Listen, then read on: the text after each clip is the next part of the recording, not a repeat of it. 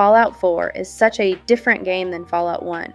Fallout 4 doesn't have you build a character. Fallout 4's cut that down to just unlocking perks. You don't even really roll stats or have skill checks, but rather just unlock perks as you rise through the levels. The problem with this system is that you aren't really ever bad at anything, and that just simply isn't fun. RPGs really require limitations and guardrails. RPGs require trade-offs, most importantly. If you put all your points into endurance and agility, you won't have any charisma, which, by the way, is a valid Fallout 1 strategy. But then you think, what if I do it backwards? Can I beat the game with charisma? This useless skill that I never use? What happens if I emphasize that? What happens if I give myself low stats except luck, but also pick perks that boost my skills? What if? The what ifs are endless. That's what's fun about an RPG. One thing I see a lot of younger fans trying the older games is an obsession with the right way to build a character. They try to follow guides to get the ideal character to just get through the game. And honestly, I think this takes a lot of the fun out of the game. The point of an RPG is to experiment. Try to roll a new character and see how that character approaches the problems the game gives you. Fallout 4 doesn't do that at all. It lets you just keep adding power levels till you collect all the stars and the numbers just keep going up arbitrarily. And I think level scaling exacerbates this problem. You get more powerful, the game compensates by just making enemies have more health and do more damage. And the result is you just keep rising through these levels that are fundamentally arbitrary.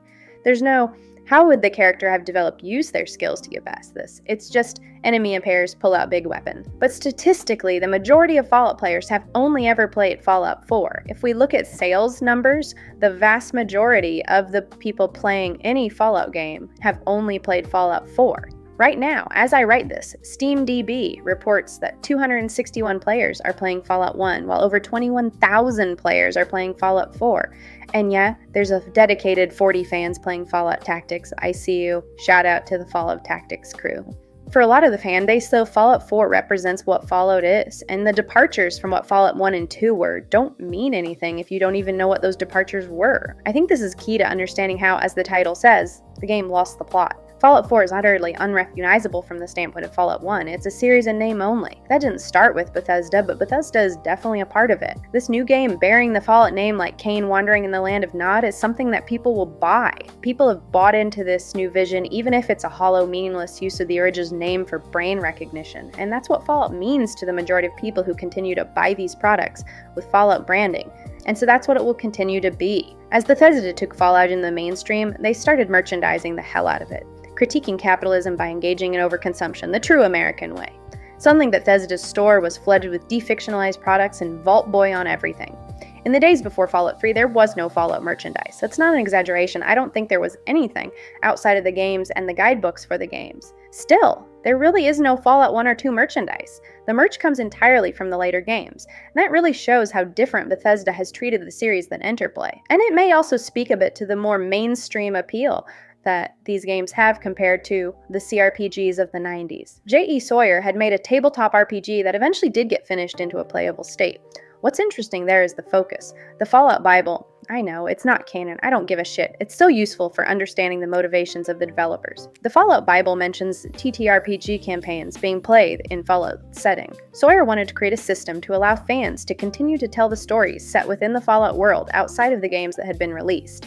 The focus of Sawyer's game was on the Fallout community continuing what the first 2 games had built. The later tabletop games, I think there's multiple of them, they have a different focus. They're really there to sell more merch. It wasn't a set of rules released to internet forums, it was box sets of figures for players to buy.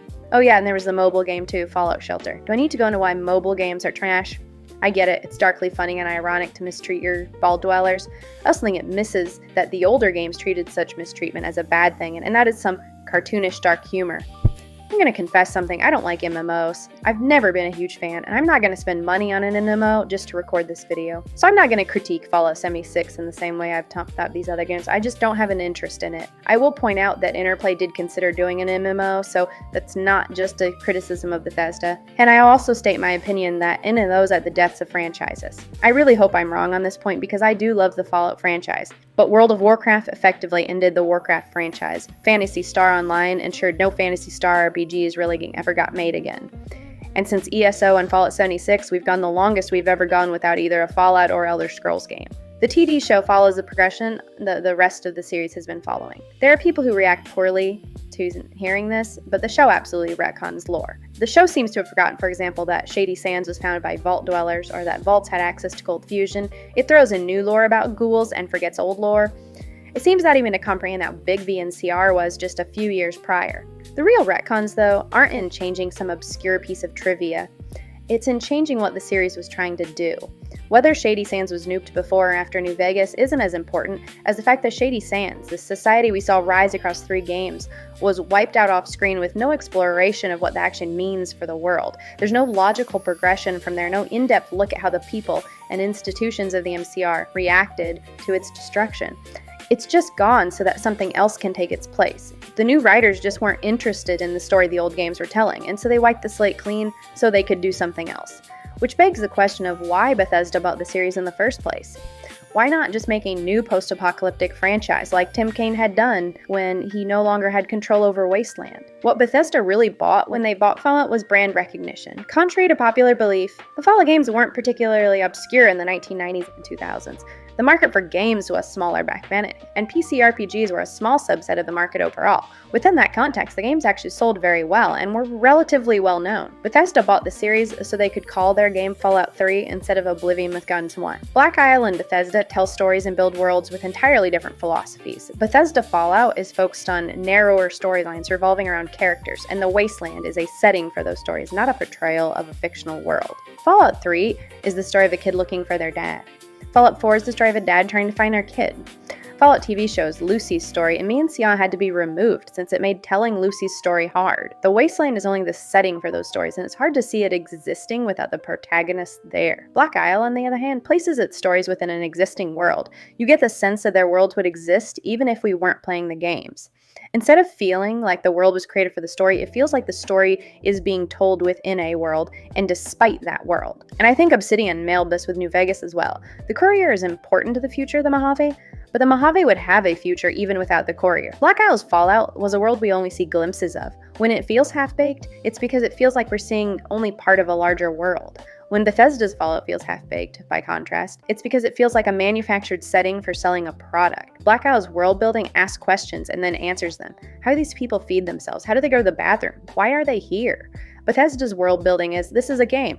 It's a set piece representing something relevant to the story. Factions are presenting a visual spectacle to the player, and as a result, they feel like characters rather than feeling like real people. Why do the Kings act like Elvis? Because they discovered old tapes of Elvis, and this took him for a philosopher. Why do the Atom Cats talk like greasers? Because this is a Fallout game, and we need greasers because 1950s. Bethesda also lost some of the edge of Fallout's critique of Cold War America. They seem to confuse referencing something for satire. The older games wanted to use the aesthetic and the setting to sort of deconstruct Cold War American tropes. And the TV show tried to bring some of that back, but I mean, come on, a critique of capitalism from Amazon is always going to fall flat. And when you're slapping your mascot on cheap products and adding in a giant robot that spouts patriotic lines to play the game for the player, you lose some of that criticism. It's almost like they're using symbols they don't totally understand the meaning of.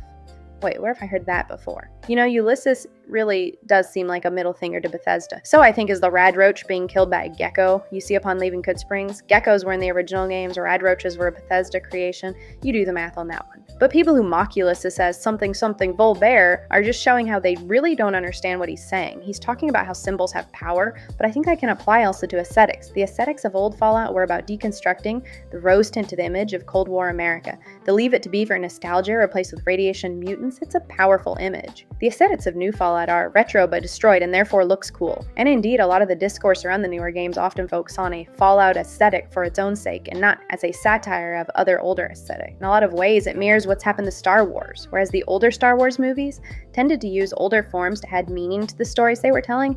The newer movies and shows tend to just treat Star Wars as a genre in itself. Overall, Fallout as a game series that's drifted so far from its origins, it's hardly even the same series anymore, and most fans don't even realize this because they'd never seen the series before that drift. For older fans who do, it's been made pretty clear that series simply isn't the series they came to know and love all those years ago, and in that way, Fallout has lost the plot.